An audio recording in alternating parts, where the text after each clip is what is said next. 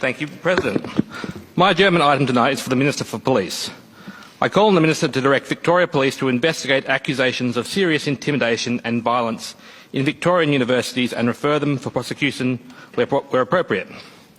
There have been widespread media reports of Chinese Communist Party resources and direction being given to mainland university student groups through their Australian embassy.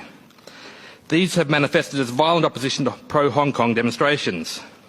There has also been surveillance of students and intimidation by threats of violence against any mainland Chinese or Hong Kong students who are deemed to show insufficient loyalty to the CCP. Families in China have received knocks on their door to let them know that their child's behaviour has gained the attention of the CCP, but more importantly to make it clear that they know where the family of the offending child lives. We have seen this violence on the steps of the Victorian State Library and on university campuses. Less publicised has been the disinterest of state police in dealing with these activities where they break state laws. Addressing the activities of embassies and foreign powers is rightly a federal police responsibility. Addressing ordinary crimes in Victoria is absolutely a state police responsibility that must be taken more seriously. For example, in early August, a student from Hong Kong studying at Monash University was required to research a contemporary international conflict and give a presentation on it. He selected as a topic the repression of Hong Kong by the CCP and the resultant civil disobedience. In the course of his research, his class, who were predominantly from mainland China, became aware of the selection. What followed was a number of threats of physical violence and death threats. These threats were made in person and by email, including by attributable means.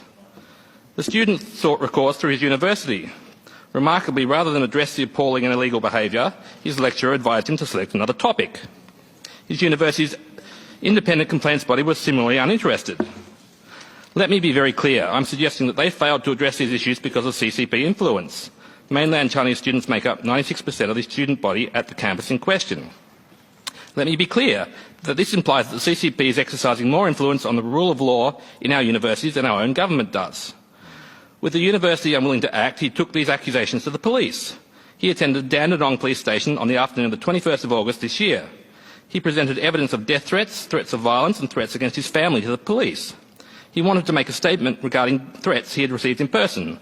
The police refused to take a statement of conduct or conduct an investigation. They considered the threats not worthy of their attention. Lazy police covering for the CCP thuggery might be good enough in Beijing, but it's not good enough here. Threatening to stab someone in their sleep if they engage in political or academic speech is utterly unacceptable. The police must act to stamp out this alarmingly widespread behaviour. The rule of law must be upheld, and police investigation of threats like this is clearly in the public interest.